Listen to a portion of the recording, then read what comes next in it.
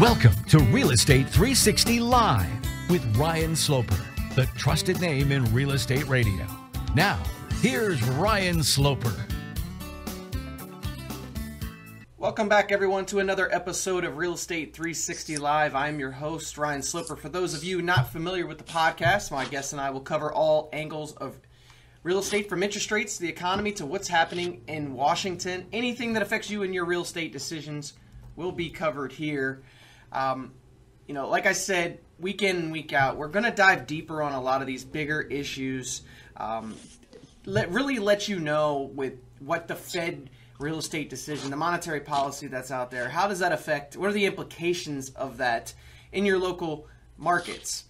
We will talk in terms of the national scale because that's what the media seems to do, but obviously the numbers get very skewed, and they have lately just because of the major metropolitan areas, New York, San Francisco, D.C. Metro. When you throw those into the mix, the numbers start to look much better than what they really are in the majority of the country. So we obviously had the Fed meeting last week. We've been talking about the Fed week in and week out. This is a Fed-driven economy. Without the Fed, the stock market wouldn't be where it's at. There wouldn't be all the gambling that's taking place with the hedge funds and the startups. And we'll dive deeper into what their stance on interest rates were. Joining me on our panel, as he does each and every week, is Louis Camorosano. Louis is a former school teacher, former attorney, and a former general manager of a major real estate portal. He's often cited in the media as a real estate industry expert. He's been cited in Forbes, Wall Street Journal, Fox Business, U.S. News, MSN, and numerous others. Louis, how you doing today, buddy? Doing grand, Ryan. How are you? I'm doing well, sir. So I think, the jumping off place, obviously, as we mentioned last week, was to focus on what the Fed was going to say and do, for that matter. And we kind of already had an idea what they were going to do because they've been setting the stage for an interest rate hike in September. It seems as though, I believe there were not any dissenters on the board there, right? I think that everybody was in agreement that they weren't going to hike the rates this time. Right. Which is interesting because there was two that they thought would still maybe dissent. But now everybody's kind of on board now. It seems like we're going to hike the rates, and we're all going to agree on this come September. There's even one guy. What was his name? I believe you said it was like Jeremy or Jerome. Jerome Powell. Jerome Powell, that actually believes that they'll hike the rates in September and then again in December.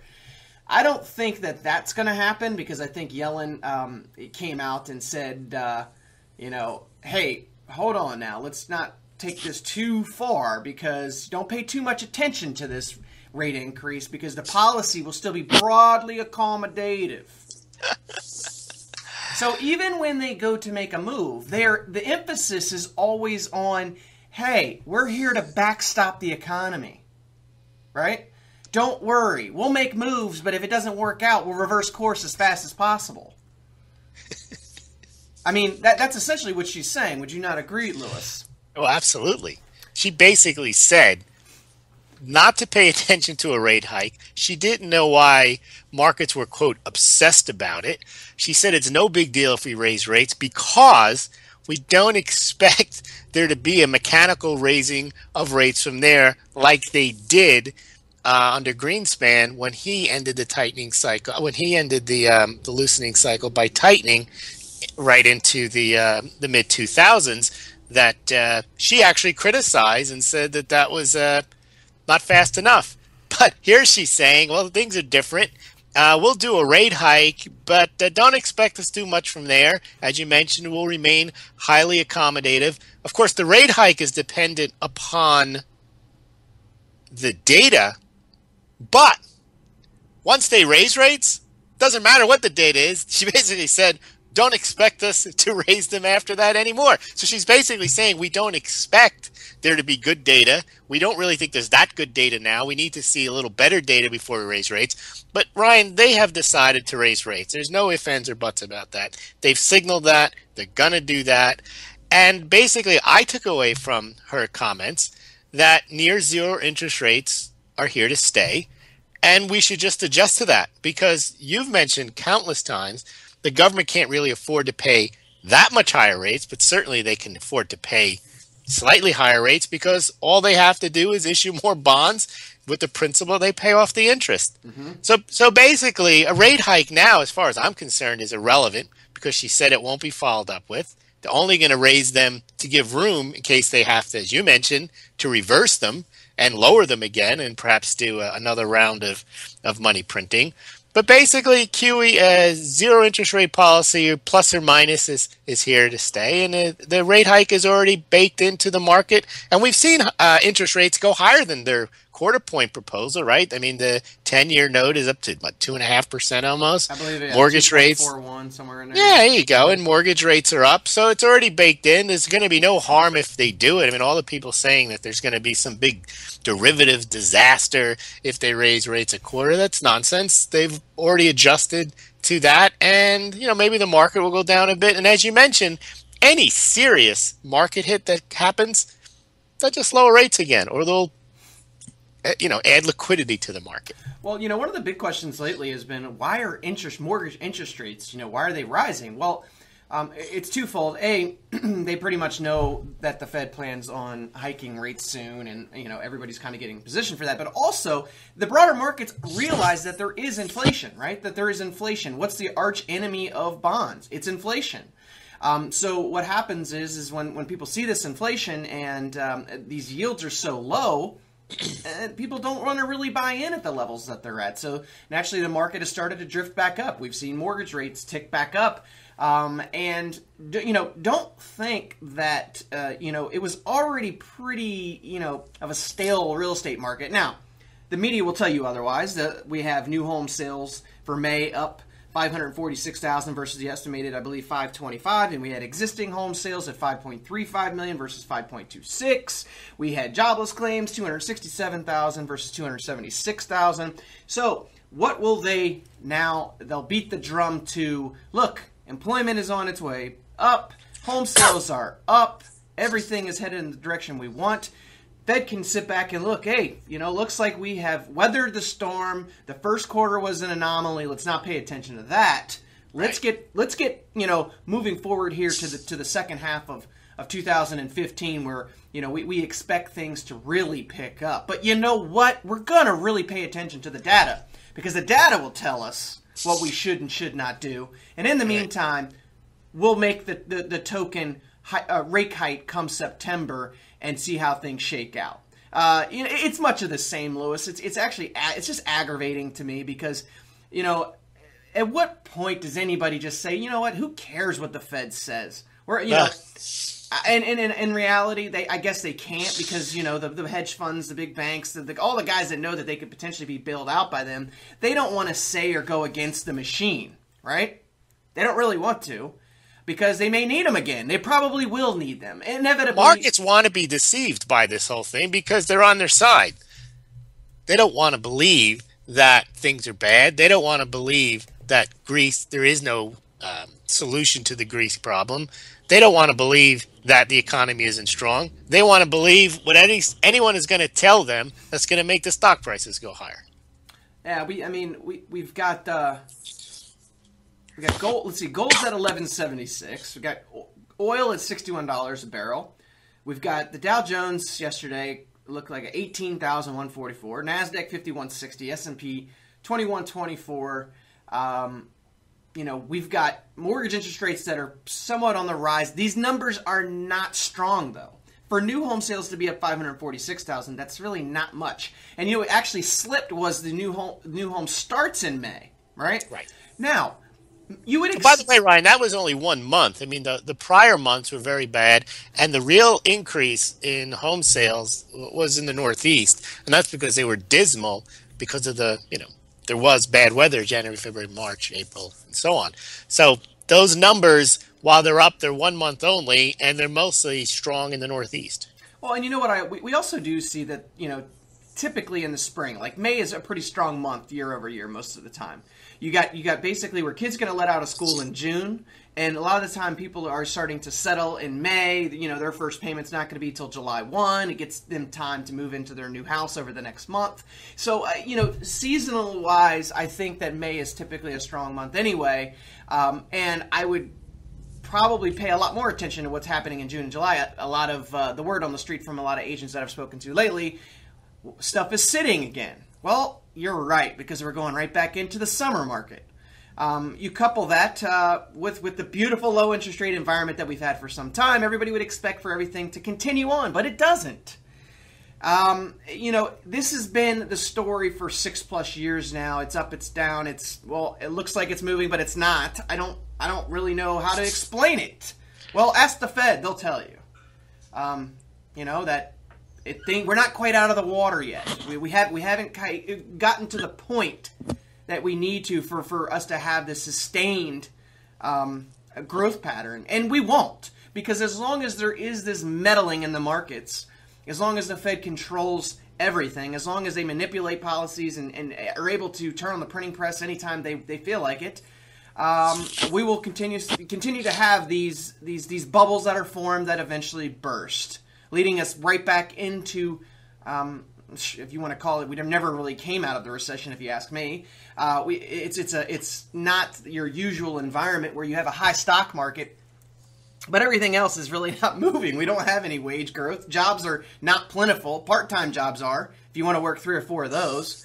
What's your overall take, Lewis, as far as, obviously I said that, typically nothing bad's going to happen as we head into these election years. So, as we start these campaigns and through next year, I don't really expect much to change, especially with Janet Yellen's comments. Specifically, if you recall, she was talking about the employment situation, and through the end, they have forecasted out through the end of 2017, and they believe by the end of 2017 that the unemployment rate will be below the long-run normal rate. So I think they kind of know that there's not much that's going to take place between now and 2 years from now, and for basically a decade later at this point, because like I said, you can't reverse course out of this mess. What's your overall take? What do you think is going to happen? Obviously, we've got big figureheads like Trump popping onto the scene now and saying he's going to run for president. Do you think that there's anything that can really get some traction, or someone that could get enough traction to try to reverse course here just a little bit, or is it just a lost cause?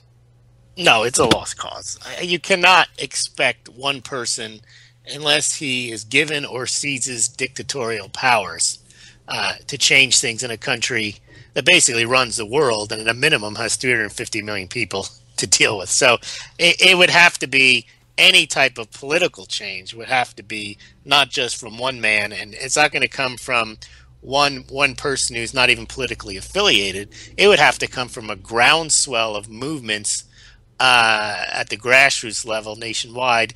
And you kind of saw that with the Tea Party, but the Republicans have quashed that. I mean, the passing of that Trans-Pacific Partnership and giving the Obama administration powers to pass a deal that no one knows what is in with shows how firmly in control the current power structure is. So even within, you would think, the rebellious so-called Republican Party, they'd be able to effectuate some change. They haven't, repealing Obamacare and things like that. The leadership has firm control on the policy. So I don't expect anything there. And also, unfortunately, it's the same with the markets. You had remarked years ago, and I had as well, that these markets could not be sustained. They were irrational. We recalled the Keynes quote of markets can be irrational longer than you can remain solvent. And that's true. It's not even that. I guess it's markets can remain manipulated longer than you can remain solvent, because the Fed is clearly in control, and the power structure is clearly in control of what's going on in the economy, and not just what's going on in the economy, but the perception of what's going on in the economy. And it brings us back to that three-legged propaganda stool, the housing market, which isn't good, but they play off the law of small numbers and claim the housing market is robust and solid and sturdy and so on. The employment numbers, which are not good, but yet they insist that they are. And the stock market. And they either throw them all out at once and say all three are great, or if one is taking a breather, they mention the other one. If one resumes its upward trajectory, like housing, all of a sudden now housing again is going to drive the economy. So they use those three things, the stock market, the housing market, and the labor market, to claim everything is fine when we know it's not fine. But that's what I think they're going to continue to rely upon, and they'll continue to say we're building on the strength of the labor market, most jobs since 1910. You know, they keep coming up with these superlatives to explain why the housing market, why the labor market are doing so well. And of course, the stock market, they don't have to even make up or spin the numbers. They are at all-time highs. As you mentioned, Dow Jones 18,000, NASDAQ 5,100, S&P 2124. Those are all solid and sturdy numbers. So going into 2016, the Democrats have an advantage if they want to play the propaganda that everything is fine. And the Republicans have a disadvantage because they'll look like they're complaining that they don't want to give credit to the Democrats for, quote, fixing the economy. That's going to take something more than just somebody calling BS on the numbers, which is what Trump would probably do. But I don't see how, you know, he is firmly entrenched with the Clinton Foundation. He's donated money left and right, and he's a politician too, even though he's a businessman. So I don't see anyone along the lines of a maverick like perhaps Ross Perot was a bit more, coming in and changing anything unless those changes are coupled with congressional changes and changes in the state house. And I just don't see any of that happening. Well, that's where the difficulty lies, right? And by the way, there is no groundswell against what you and I are talking about. None of the candidates are talking about reckless monetary policy. I remember Rick Perry had once mentioned he was against the Fed and they wouldn't treat, you know, Bernanke kindly if he came to Texas. Remember that? But yeah, we don't hear any of the politicians talking about the problems with the market, that the economy is not real. That's not what they're saying. So I don't even know what Trump is saying, other than he thinks that Obama doesn't love the country. Okay. He's not going to win. I think that I think to the bigger point with him is that it's really that, you know, that it's a farce, that there's these jobs that really do exist that they keep claiming are out there, right? Mm-hmm. Because he's accurate with that. They claim that there's all these jobs out there, but there's really not. I mean, and I think it's more of getting people to buy into a different path other than the one that's been created over an extended period of time now. This entitlement culture, it is terrible. Nobody is willing to really work for anything. But is he saying? But is that what Trump is saying? I believe so. I think that he's talking about being, you know, self-sufficient, to be able to go out and to have a job actually means something versus to just sit home and collect benefits and not have any self-worth there. I think that that's what he's going to be running on. I actually hope that he sticks to it. I don't think he'll win. But you know, those are things that our country has lost. 44% of Americans are on some sort of entitlements. What does that tell you, Lewis? Well, that tells you they're not going to vote for somebody who's going to take them away. Exactly. But what I'm saying is what he's actually saying, it would do the country some good, but that's not what the country really wants. What the country really wants is for somebody to come in and say, I'll double down on entitlements. No, they want to get rid of the Confederate flag. That's the priority. Well, because once again, that's another sideshow that's created, Lewis. We talk about them all the time. Every month to 2 months, we have another sideshow. It's a Confederate flag now. We'll talk about that. That's all that gets blasted on social media. That'll be the talk on Facebook for 3 or 4 weeks. And we should be mourning the victims, not talking about a flag. It always turns into some other sort of issue, right? And then the president will get involved, and then he'll say something, and then the governors get involved, and then they're they gotta get it off the license plates, and I mean, it turns into this bigger issue. And because it's a bigger issue, but it's actually not the issue.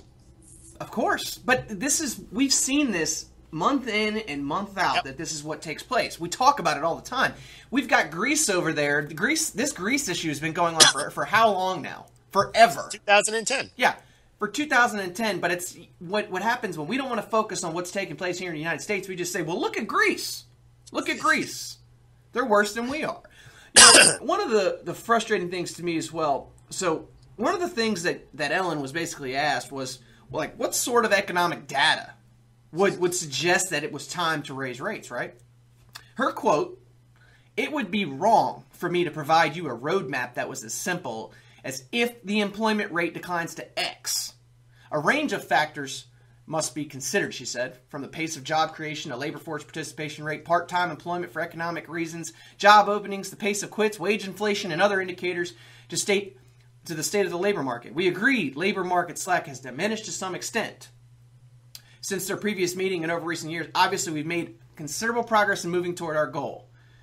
But she would not give specifics as to what it would take. And this has been going on forever now. Why would you not give a roadmap? Why would you not say that if we hit this target, that means that we are definitely moving in the right direction and we will feel confident that we'll make the hike when that happens? You know why? Isn't that what you do in business? Of course you do. This country is not run like a business. It's run as a sideshow. It's ridiculous. It's run as a sideshow. I mean, it's really for comedic purposes. Because that's the only thing that I can gather from this. Because we don't take my rate hike, please. Yeah, we don't care. We don't care. Literally, we care about jobs, but we don't really. We're not going to tell you what the number is. So maybe it's this, but maybe it's not. And when we get there, we might change it. We might raise that goal up. So they can continue this path for decades because they're never going to get specific. And that's the problem. If they don't have to, they won't. And because they leave themselves the leeway. Remember, it was 6.5% was when it got to that level. That's when they would raise rates. And then they changed it. They'll always change the goalpost. If inflation hits under their own numbers, 2%, they'll say, well, that's not written in stone. We still want to see improvement here. They'll always change it. And the real factor is, Ryan, not what their behavior is why are they in charge of raising interest rates anyway? You got that right. Yeah. I mean, why are we not even allowing the market to set rates and allowing the market to allocate capital? Instead, what we do is we rely on the government to spend the money where they see fit and the Fed to set interest rates. So basically, that's a very large percentage of the economy, which is run by central planners. Yeah, they by your characterization, are wishy-washy and aren't even making bold decisions with that responsibility. Yeah, I mean, you know what? Just step up to the plate and make a decision. I could care less. Don't teeter-totter back and forth. And you know what? There's a range of factors. They don't know what to do. Yeah. That's because they don't know what to do because they have no business experience. And that's because the Fed is... And they shouldn't be in that job anyway. Well, the Fed is just another politician. That's all they are. Absolutely. And that's what's going on here is that there is no accountability. The politicians don't have any accountability. Why should the Fed? Because anytime they ask the Fed to get specific, they can just back off and say, because I said so. Or our models show this or some other nonsense. Yeah, I'm not gonna. Are you kidding me? I'm not gonna show you our 35-point data plan and what target has to be met on each one of these things. Why would I do that? Well, also, Ryan, the difference in a business is if you're running a business, and you do run one, and I've run one, you hit your goals and you have some, if not a large, input into making your goals happen. Mm-hmm. But really, what the Fed can do, they can't make people get jobs. They can't make the economy do what they want. All they can do is, well, they can make the stock market go higher by investing in it and lowering interest rates, but they really can't do much for the overall economy. So they're smart to say they don't know what they can't really effectuate an outcome, and they don't want to give goals because the powers that they have, they really can't do much. But yet they're viewed as being able to run the economy, and they also believe they're running the economy. So it's a very strange situation where you've got people who can't run the economy because they don't know how to. Their charter doesn't really allow them to run the economy. Thankfully, they're not in total control. So you have this nonsense where everyone's looking to the Fed to do something when we should be looking to companies and individuals who are involved in providing goods and services and engaged in the market activities. They're the ones who should be doing something, and not with the assistance of federal subsidies like Elon Musk. Everybody's looking to what he's doing, that somehow that's going to change the world. Yeah, the government's going to give him a few $1 trillion and he's going to build a battery.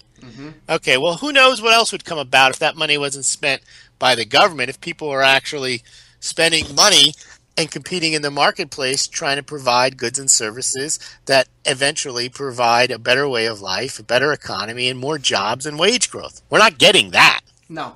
Well, I'm convinced that I could take an elementary school kid right now and they could run the Fed. They could do it because, you know what, I am in business, and this is what makes me so like just angry is that I can use the eye test. We always talk about this, right, Lewis? The eye test. Mm-hmm. I can look at my bank account. Do I have more money in there yesterday than I did the day before? Do I have enough money to pay my bills, or don't I? Because see, that world doesn't exist for politicians. They don't have to live that reality, but the businesses do. Do I have more customers today than I did yesterday? These are very simple questions. It doesn't take very long to figure it out. It doesn't take very long to figure out how many part-time employees are working here. How many jobs do my friends have? Do they have one full-time or do they have multiple? You ask just a few people. Ask 20 people. I'm pretty sure you get a pretty good gauge on what's going on. Now, you do have that other group, that 1% group that everybody hates, that everybody talks about, that, you know, there's this resentment that they've gotten where they've gotten. Now, sure, once you get to a point, it's political, and you start to get a lot more your way because you have money to throw around at these politicians, and they get you what you want, so you get bigger and bigger and bigger. Then you have the Fed to backstop all your bad investments. Sure, but at the end of the day, like, you know, I think this is where Trump was coming from, Lewis, which is like you need to look inside yourself. Stop looking to the government. And we can't, I don't know how we're going to change that culture. I don't, because we're moving at 44%. We're pushing, once we go over that 50% number, you know what that means. It's game over. It's pretty much done. Not that it's not done now, but it's really done. I mean, that's what a lot of observers noted about democracy, from de Tocqueville, Bastiat, that once a democracy realizes it can vote themselves a raise, it's over. Because then you realize that it's more economic for you to vote for benefits than it is to do work. Because if somebody else is working and you can get their money by voting it away from them, from taxes or getting yourself a subsidy, then why not do it? You mentioned, Ryan, that in the business, it doesn't take very long to figure out how much money you're making, how many employees you have, and that's good. And even when there wasn't technology and spreadsheets, you could still do that pretty easily. What you were more focused on, and you are more focused on as a business, is how do you create more revenue? How do you get more sales? How do you potentially add more employees? So instead of trying to figure out, which is what the government does and what the Fed does, is how many employees we have, they spend all their time trying to count stuff as opposed to creating things. And they're not supposed to be creating. And so their job basically is to count and basically miscount and then spin the numbers. And that's what we get. And we view that as running the economy when it's basically spinning the economy in a circle. And then when it stops spinning, saying, oh, there, yeah, it's 5.3%. And everybody's supposed to react to that number and do something. Yeah. Do what? I mean, in a business, you know what you need to do. You need to provide a better good and service, and you need to provide more of it to make more money. But a 5.3 unemployment number doesn't make you do anything. Mm-mm. No, I mean, you're right. They're professional counters. I mean, that's actually that's miscounters or miscounters at that. Yeah, it's and you know what, the data can be altered however they see fit, and it's anybody that follows any of these major media outlets, CNBC, MSNBC, any of these Wall Street Journal, any of these big media outlets, and watches the coverage on it. They have to be having backroom meetings because it's like they set the ball right up on the tee before each and every one of these Fed meetings. The data just mysteriously gets better right before or right after the meeting. It's just too perfect the way it works out. And if they if the Fed needs another pause, like if they don't want to have to do anything in September, they want to push to December, all they have to have is just one more number to not come in right before that meeting, and they'll say, "See, now I couldn't give you the roadmap, but this is one of the things I was worried about." Right. And so, and since it didn't really, hit the number we were looking at. Obviously, we have a range of factors, but this was the one for this meeting. We're going to push that off to December. But what do you see, Ryan, if you look at it right now? They've made their statement about rate hikes. Mm-hmm. And since then, what does it look like to you that the data is coming in and their spin on it? Oh, well, the data that's coming in now, all of a sudden, well, obviously, home sales are up. Employment's getting better. But they want that to be sustained, and it won't be because it's going to go back and forth, back and forth. It's been going back and forth for 6 years. But maybe not. What I'm saying is they can, okay, so we had a good job market number. We had a non-farm payroll number. We had the existing home, and we had the new home sales up. If next month you get a good job number, what they call good, and existing home sales and new home sales are up or flat again. If you get that and then you get it again in August, then they're going to raise rates in September. And I think they'll make sure that those numbers come in, because just a quick call to the NAR, and NAR loves to say that everything is fine. And as you know, with data, you can easily massage it, manipulate it, seasonally adjust it, doubly seasonally adjust it to get the numbers you want. And, with an economy that's consumer driven and it's based on confidence of the consumers, if you keep telling the consumer and the American public things are fine, that does breed, whether it's false confidence or not. I mean, it can't create money out of thin air and make them spend money they don't have. But for people on the fence who think maybe they can spend a few extra bucks, it does help. And I think that's what they're counting on, so that when they do raise the rates, they'll say they're raising them into strength. Even though they're not raising them into strength, they're raising them into recession. Mm-hmm. But I think they're going to push those numbers, and they're going to tout those numbers, and they're going to talk about liftoff, because if not now, when? No, I agree with you. I think, obviously, clearly they've outlined the timeline and path for which they plan to raise interest rates, right? And a year. Yeah, and at the same time, they've also said that don't read into it. Hey, stock market, do you hear me? Don't read into it. I want you to stay at 18,000, if not go to 19, because it doesn't mean anything. It doesn't. Right. Hey, can you? It's all we talk about for a year, but it doesn't mean anything. Yeah, CNBC, talk that up, okay? Make sure you do that. Because Bloomberg, AP, Reuters, same drill. That's what it is. It's a clear telegraph to the media to go out there and say, this isn't a big deal, guys. It's a quarter point. Even if it's a half a point, even if it's 3/4 of a point, it's not a big deal. Because guess what? We'll just turn it around if it gets worse. And I'll promise you that things have to get worse. There's no real way that we can right this ship. It's 6 years later, guys. Now, I don't want to seem like I'm just the guy that's out there saying everything's negative, because you know what? There are plenty of people that are still in decent positions that can still take advantage of home loans. The low interest rate environment that is here, it's been here for some time now. People that do have equity in their homes. I'm just saying it's not the majority. Because obviously if I'm telling you 44% of Americans are on some sort of entitlements, I think we can do the math there. And I can also tell you that 1 in 4 homeowners are still underwater. You can do the math there. Those are numbers that don't lie, Lewis. Yep. They don't lie. But you know what? Those are the better numbers to use, Fed. You want to pay attention to something, pay attention to that. Because if you saw it, you'd basically say, well, we're going to have a difficult time getting people into homes. Because look at all these people that are part-time workers. But that's not what they're doing, Ryan. What their stated purpose is, and they really can't get people into homes. What they can do, what they say they want to do, and what they say their benefits, not even that, is to push the price of homes higher, because that takes people that, as you mentioned, are underwater. Without creating any new wealth or new service or product, they just boost the price of the house so that people that were underwater now aren't, and the people that weren't underwater but were ahead are now more ahead, so now they feel richer and they're going to go out and spend money. But to a lot of people's point, not everybody owns a house. So that doesn't, first of all, it's fake wealth anyway, because nothing happened to make your house go higher other than they boosted the asset price through Fed policy, interest rate manipulation, and QE. But 40% of people don't even have a house. So what they're saying is, what we're going to do is we're going to boost the price of the house to either save you from being underwater or to give you extra money so you can take a home equity loan, or you'll feel richer and you'll spend money. And that is not a productive policy. Well, no, they're not supposed to be boosting house prices either. I mean, they're not supposed. But that's what they're saying. They've actually said that's the stated policy of QE, is to create the wealth effect through rising home prices and rising stock prices. Well, I think, and not everybody owns stocks either, so that's also very unfair. They talk about wealth inequality.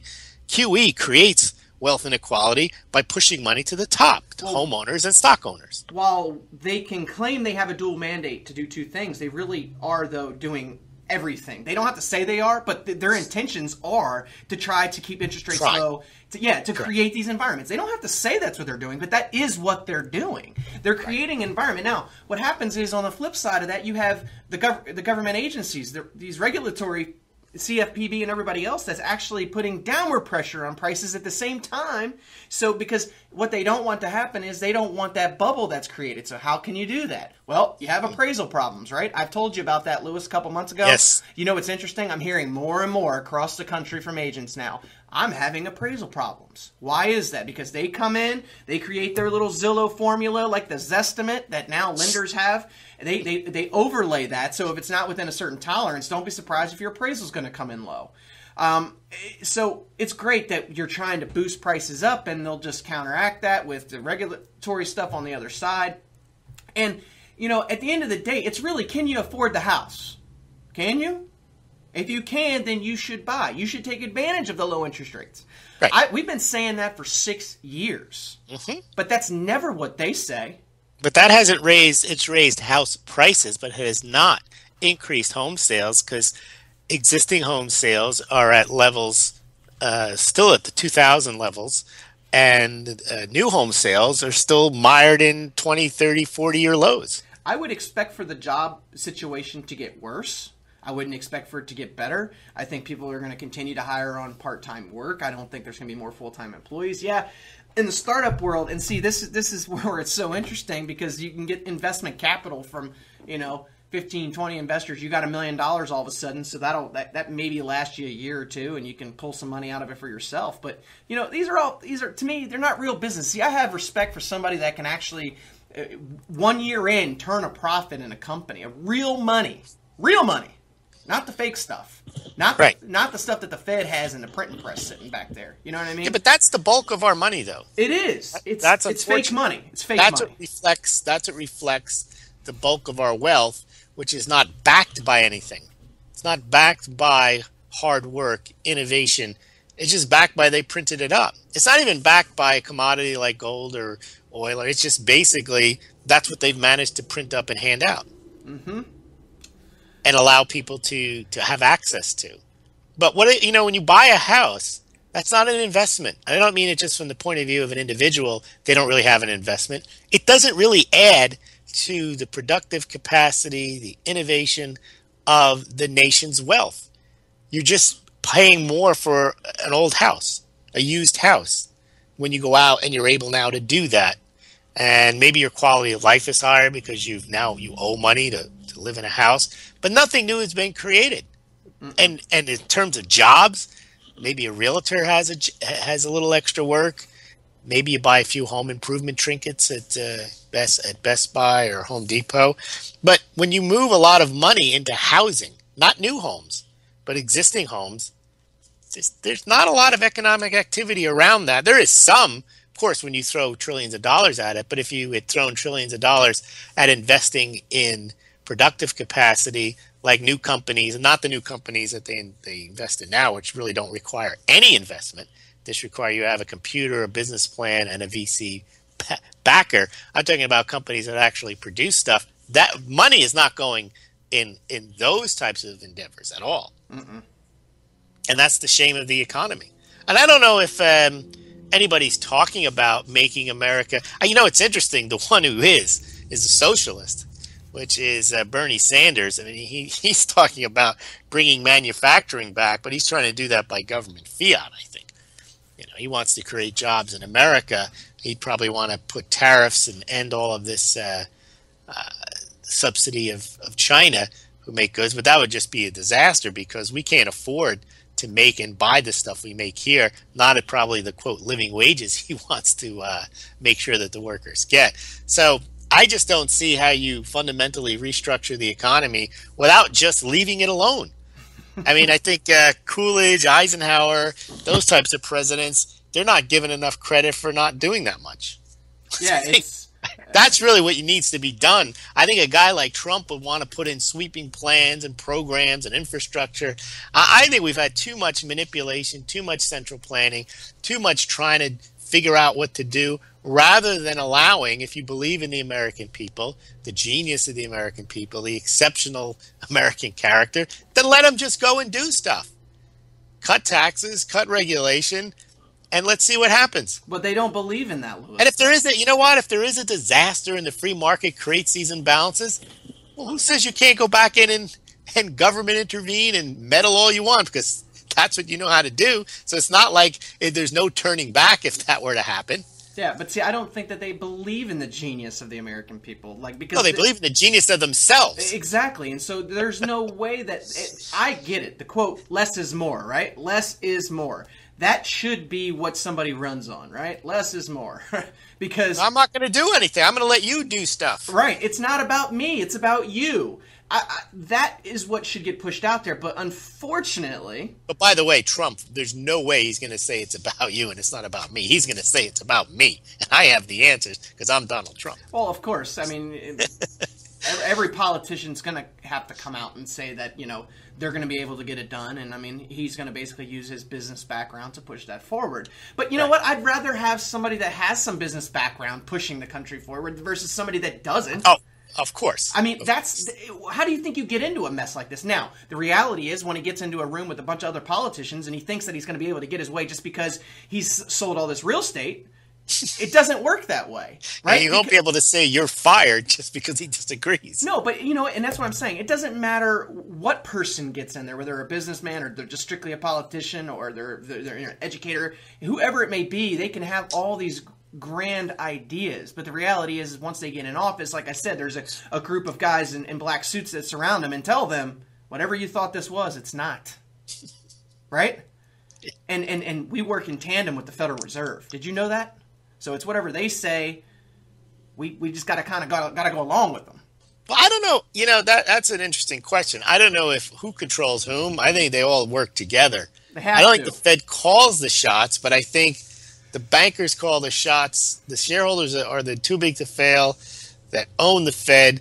They call the shots, but they call the shots by influencing the government and lobbying them, and then they elect the Fed. I mean, it's just one big circle where they're all working together, the Fed, the too big to fail banks, and the politicians on coming up with monetary and fiscal policy. And it's all designed to benefit primarily the politicians and the too big to fail banks. And if somehow it benefits the people because the politicians need to show some benefit, then they go ahead and do that. But otherwise, primarily, they're trying to preserve and increase their wealth. Well, we know that money calls the shots in this country, right? But the irony of all of it is this country's broke. Right? Yeah. That's what's... Well, it's because it doesn't produce anything. The problem with the government is because it's so large, it's able to extract money from its citizenry. It's able to tell the rest of the world what to do, even though it doesn't produce anything itself. Well, it was interesting. I was talking... Big grand favor, it's the one that can disperse the favors the most because it's the largest. If it was smaller, then it would have less power and then people wouldn't lobby it as much. And you'd have a freer, fairer society. They don't want fair, though. No, they want to battle. It's both sides want to take control of the monster and use it for their benefit. Yeah, and the monster is only going to get more out of control. Right. It's only going to get bigger, and it's just a matter of whose hands it's in. For sure. So you were going to mention you were talking to a friend of yours. Yeah, I was talking to a friend. We were at a conference about a month ago. He's actually from France. Said he left France, came over here because he got tired of them taking basically 70 cents of every dollar. And I said, well, you know where you moved to, right? United States. I said, well, yeah. I said, well, we're headed that way. I said, everybody thinks that we're just immune to this stuff, that this can't happen here. Folks, right. This is exactly where we're headed. When they run out of options, they're coming for your money. They're coming for your money.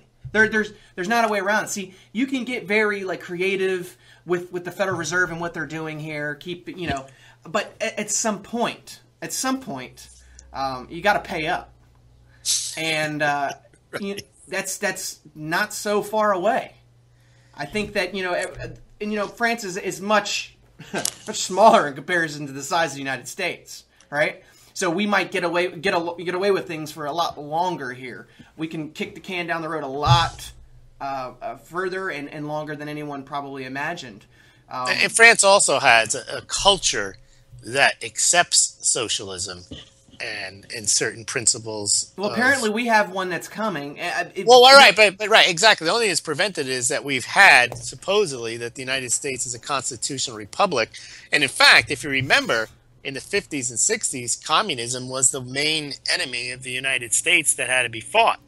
And that was, if you had any socialist or communist views, you were viewed as being an enemy of the United States. That's no longer the case. So we're not far behind, as you mentioned to your French friend, heading down the European socialism, because it is no longer considered a problem. In fact, the young people, they saw those surveys, we discussed them last year, they have a positive view of socialism. You got guys like Russell Brand, you got Bernie Sanders. People view that as, they've drilled into our heads that what's more important is wealth equality than actually standard of living. Mm-hmm. And you make the move with the healthcare, right? And then, you make these big moves. Like I said, this is what is going to be accepted as the norm. Governments give you stuff, and then what happens is once the programs are in place, there is no movement on any side to get rid of Medicare, Social Security, any of these programs. These are all socialist programs that were instituted in the 30s. Even public schools, that's a form of socialism as well. No one thinks of it that way, but it is. And once they become accepted, no one is calling for the removal of these programs when they're clearly, quote, socialist. They're state-run programs. Right. Standardized testing, right? All that Common Core, taking Common over. Core. That's not in the Constitution that the United States government is to run an educational system. But all the things we're listing is exactly why we're not coming out of this disaster. No, it's heading more in that direction. Yeah, it's just more and more. The brainwashing will start, at an early age. They're going to start teaching things that don't even matter to kids, that shouldn't matter. They're going to grow up in an entitlement culture where it's accepted, where they that's what they see, so that's all they know. But what do they teach you in school? You learn about American presidents as if what politicians do is the most important thing. You learn about wars, but you don't learn about, maybe as a sideshow, you might learn, someone invented the automobile. Well, that's got a bigger impact on your life than, and all you learn basicly how presidents and how governments has saved the people from the greedy clutches of capitalism and so on. The people that are idolized are civil rights leaders, politicians, people that are in the public view rather than in the private sector. Well, some of the richest people that we have in this country, the ones that are the high school dropouts, I think that it's no coincidence that they drop out of the public school sector. They start to teach themselves what they feel is important, how they could create value in the world, and that's how they make their money. See, because the government can't make money. They're pushing the public schools on you. They're pushing everything else on you. They think that their way is better, right? More education. We've heard that. Right. Well, more education is better. More brainwashing and more debt you have to take to get brainwashed. Of course. So I'm all for education, but how about self-education? How about you choose what's important to you? Don't let them choose. That's where the problem is. You let them choose, you're stuck.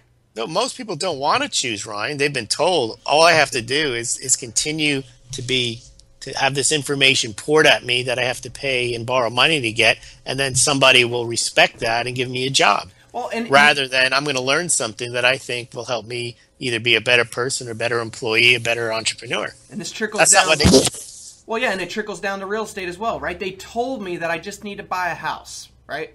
They told me that it was a smart decision to just buy a house, but yet they failed to say that I actually needed to be able to repay that loan.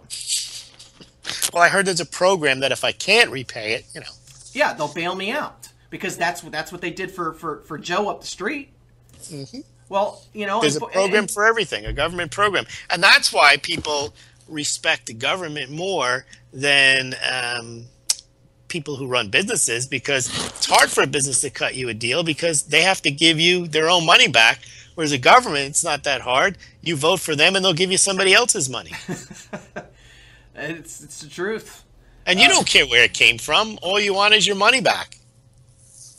Well, I mean, I always tell people in the real estate, and see, this is probably where I'm a little bit different, is because I can't actually, I can't allow myself to tell people if I don't think it's smart for them to buy, like, based upon their situation. I'll tell them, hey, you need to rent. It doesn't make any sense. I mean, you can have, your rent payment about $500 cheaper than what you could get as a mortgage just because of where you live. That probably makes sense for you to save that $500 and put that in your in the gas in your car. But these are situations and conversations that most people don't really want to have. And that's how we end up where we are today, right? The boom and bust cycles are created because we take the information that's spewed at us from all these media outlets and just treat it as the gospel. That's what they told me to do. Yep. Even if they don't tell you what to do, they've given you all the information that if you had half a brain, you would do something and take a particular course of action because they've explained to you how the world is. Right. Then you got the Fed out there saying, we're moving in the right direction. We haven't hit our targets yet, but we're making a move. And right. This move's been going on for 6 years. So back to the term of insanity, doing the same thing over and over and expecting a different result, right? Yeah, but that's why they have to raise rates, Ryan, because that story will wear thin. The only way they won't be able to raise rates is if there's an external event like Greece explodes or something happens where they have to say, well, we were going to, but we can't. Now I think they've realized it's inexorable. They're going to raise the rate, but they're not going to do much after that. They will never normalize rates. Even Bernanke said, not in his lifetime. So I don't know why people are getting all excited about a rate hike because it doesn't mean they're going to go to 3 or 4 or 5%. They'll talk about it for sure. It'll be like a year after they raise rates. They'll talk about it. Maybe it'll come in February. Maybe it'll come in. You'll do the same thing about the next rate hike. Yeah. And maybe we'll do 2 and maybe we'll do 3. And 2018 will be a 2, But they're not going to raise rates because they can't. Well, it won't be like when she even said that. We're not going to raise them every meeting like we did in 2005, 6, 7, and 8. Right. Greenspan, right? So right. Back in that period of time, it was like accepted that every meeting there was going to be another hike. Another hike. Now, it's like, look, we're going to make a move here. We're going to prepare you for it for about 6 months. Right. Okay? Then we're going to make the move. Then we're going to reevaluate for the next 2 years. And we're going to see how that data shakes out. And then we might make another move. Actually, we might make a cut. Right.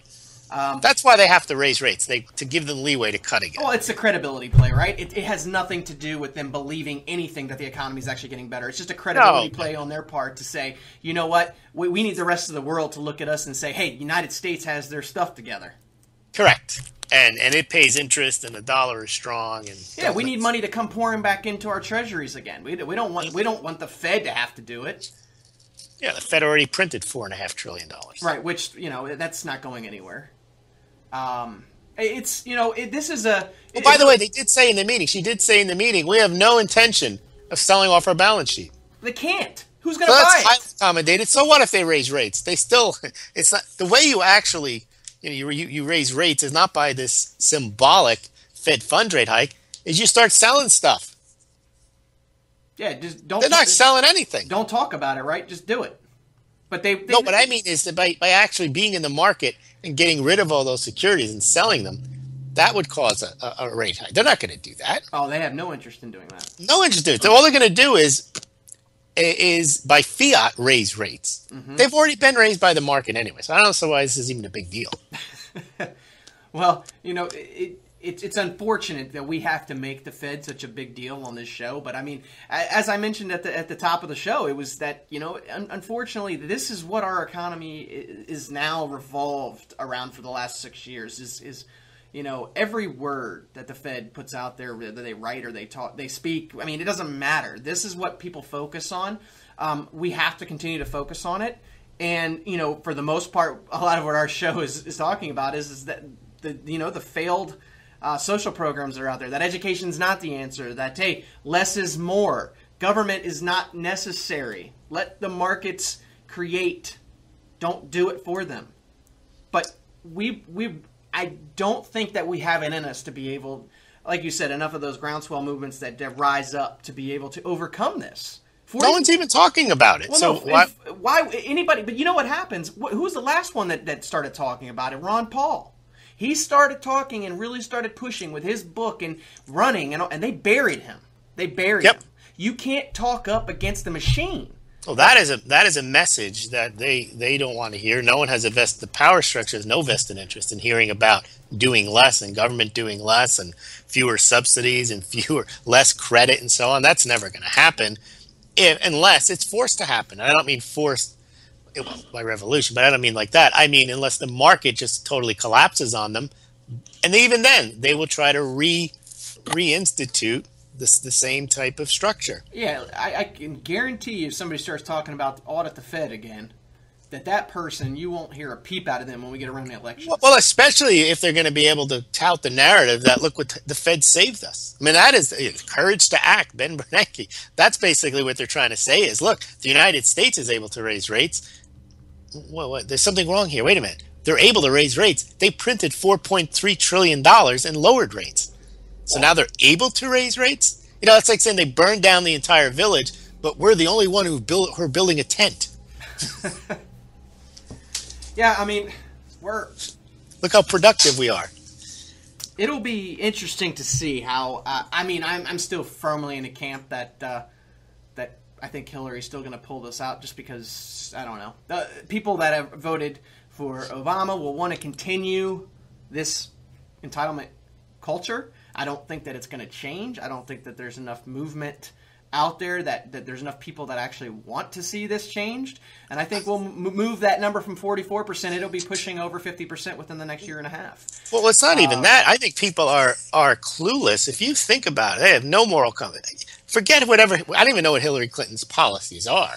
When you think about the things she's done, they should disqualify her from office. That's not a political statement. That's a fact.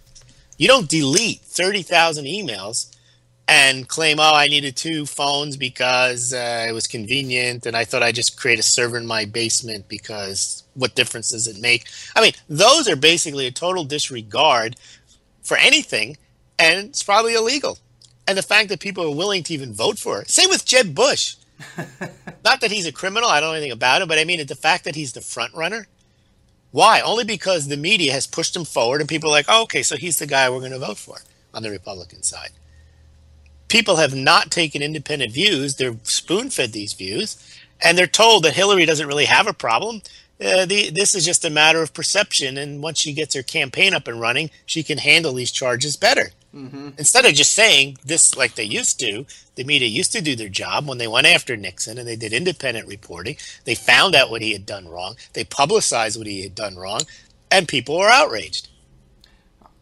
And partially because the media made it into an outrage. Maybe they were also really outraged like themselves, but no one is really concerned that Hillary's done these things. And the media, I guess if the media told people to be outraged, they would be.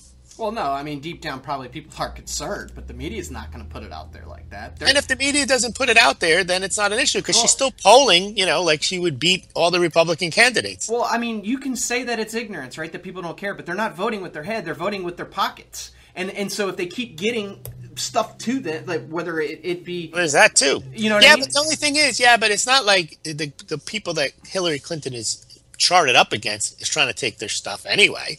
It's not like Jeb Bush is going to cut their benefits. No, not necessarily. But, I mean, when you have all these programs that are being pushed out there with the health care and everything else... He's not against that. Well, they say that they're not. But, I mean... I don't even think the people are even thinking about their benefits. They're just not even thinking at all. Well, I mean, the whole point is you can't trust politicians, period. So it doesn't even matter what they say. It's just how do the people feel? Do they feel like that they have a better chance with that person becoming president? And they might just link Hillary to Bill, and there was a great economic boom during that time, even though or they link Hillary to... Or they link Hillary to being a woman, and I guess I'd be better off if a woman was president. Exactly, and so that's what I'm saying. This is what... But that's basically ignorance, though. Well, that's where we're at right now, Lewis. Exactly. I'm saying it's even past economics. I'm saying it's at the basis level of stupidity. Well, that's where we're at. And that's at the presidential level.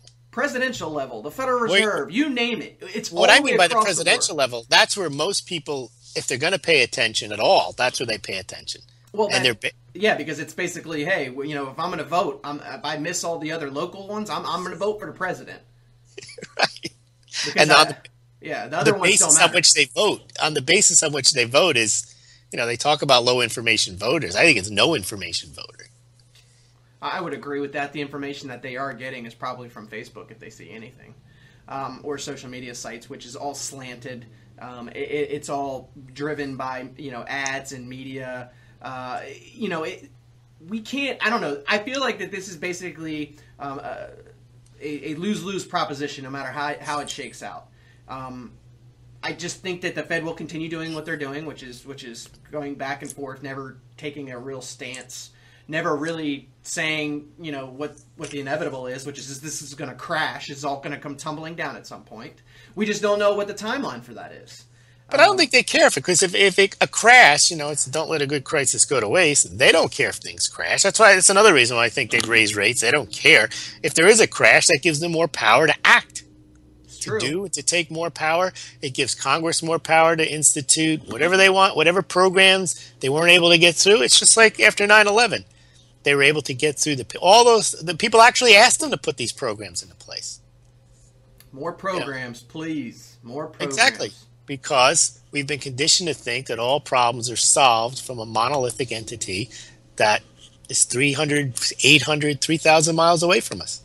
Yeah, well, you know, what's interesting is that, you know, there's so many of these programs out there, it's hard to keep track of them. I mean, I field phone calls all the time, and somebody will say, hey, well, is that program still in existence? And the funny thing is about a lot of these programs is that they typically, they're good for a period of time, but then all of a sudden, like, they have to get voted the following year for the previous year. So you don't know if it's actually going to happen or not, right? So the government never wants to tell you, hey, we're going to give you short debt forgiveness for 2016. What they'll do is, in 2017, they'll vote and make it retroactive for 2016. So it always keeps people guessing, so they can never figure out what's going on. So they're calling me, trying to figure out if they can get loan modification. If not, can they do a short sale? Can they get this program? Can they get that program? It's a nightmare. It's a nightmare. None of this, and the fact is, you have to let things just bottom out, build over, start over. That's not going to happen. But it won't happen. That only happened in an absolute collapse, and the problem there is people won't take it among themselves to fix it. They will look towards and they will fill the gap with a program to fix it, rather than these things getting fixed on the local level and getting fixed in not just one way, but in so many different ways that we can't even imagine what they might be, and then learning from. That's how the original states were set up. Was there wasn't supposed to be this strong federal government. Each of the states were supposed to be laboratories of democracy and innovation, and they were supposed to try and see what worked best, and they could learn from each other. Instead, we have one size fits all. You got that right. Well, you know, at this point, we're up on the end of the show, but I will tell you, we still have a very low interest rate environment, Lewis. Well, we still have a stagnant economy. We do. We have a very low interest rate environment. We have a stagnant economy. We have a high stock market. And probably when we talk this time next week, it'll be much the same. Correct. But, you know, this is the reality. This is where we're at. So, you know, honestly, the best thing that you can do is try to position yourselves and find the opportunity where it may lie. Now, that may mean that you need to look for, you know, to potentially make yourself your own boss. To be productive, to try to bring in more income. Don't rely on your employer, because your employer is probably cutting positions. If you're actually next week, make sure you tune in, because there is another one of those programs that we just talked about, Lewis, another grant program that came out. But I do want to push it out there, because once again, I still believe in helping people take advantage of the stuff that's there, especially when it's a low interest rate and it makes sense. So next week we'll talk about a grant program where you can get up to 3 to 5% granted. Don't have to repay it.